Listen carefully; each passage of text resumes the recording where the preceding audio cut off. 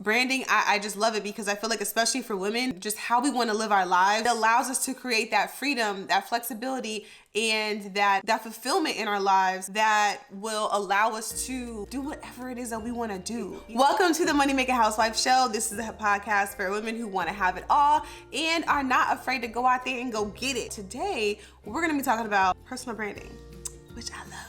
This is what will allow you to go from being a quote unquote nobody to being a somebody. You can literally build an amazing business off of the foundation of a strong personal brand. And it's going to also open you up for so many other opportunities. Like, we were able to be on a TV show very randomly back when our daughter was first born off the strength of my personal brand. Okay, that's just one opportunity. Your personal brand is all about how people perceive you.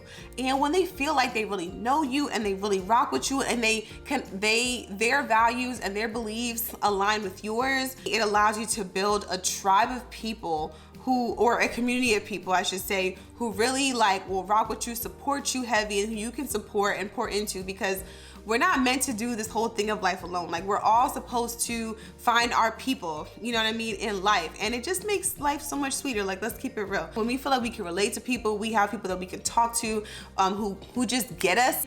That's part of the benefits of intentionally creating your personal brand. I don't even want to keep saying create, because I feel like it's more, I would say cultivate, because it's like your piece, you're putting it together, and through the content that you put out, that's what's allowing other people to really become attracted to or repelled from your personal brand. It's okay if you repel people, you can't be for everybody. You know what I mean? Let's keep it real. Branding, I just love it because I feel like, especially for women, and just how we want to live our lives and how we want to do all the things, and we wear so many different hats and we have so many different responsibilities. It allows us to create that freedom, that flexibility, and that fulfillment in our lives that will allow us to do whatever it is that we want to do. And yes, it does take time, it does take intention, it takes strategy, and it takes energy. This is what it means to get paid to be yourself. You are able to get paid to be yourself because you are intentionally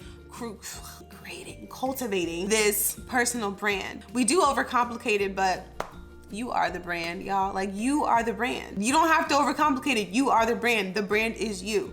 That's why I love it. So we're gonna talk about that. I could have just recorded all that for the podcast, but I did not. So we're gonna go back and start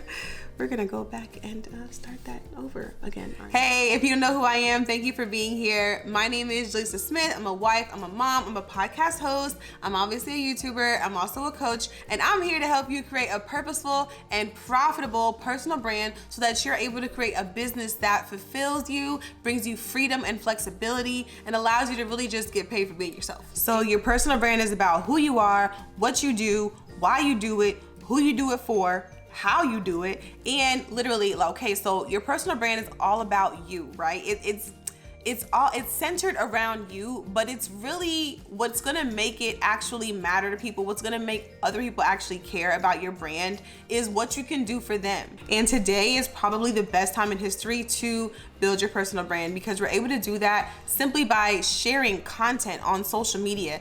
And social media is free. And the thing is that you do not have to have a ton of followers to have a strong personal brand, y'all. You don't have to have that. You just have to actually be intentional about the brand that you're cultivating. You have to be intentional about what you share and how you share it. That's really the key right there, is not just sharing everything. And y'all, just because you're building a personal brand, it does not mean that you have to share everything. I have to say that because I was one of those people. I'm an oversharer in real life anyway, right? But it confuses people. When I first got started on YouTube back in 2012, I was just sharing everything essentially. I was sharing everything about my health and fitness journey. I was just sharing all those moments, and I did create a very loyal community with that. But I know that just not being so intentional about what I was doing and sharing prevented me from making it bigger and from scaling it bigger. I could have been a lot bit more focused with that. Now, being strategic, don't confuse it with, not being truthful. That's not the case. But you have to think, because like I said, your brand is centered around you.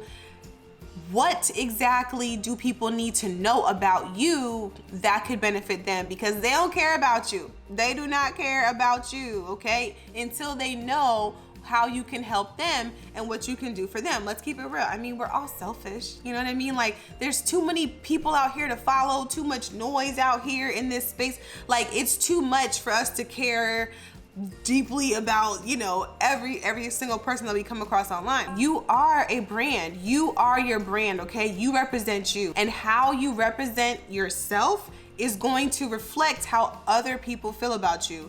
Let's keep it real. We do judge books by their covers. We do. Why do you think people put so much emphasis into book covers in the first place? Like, if we're being literal.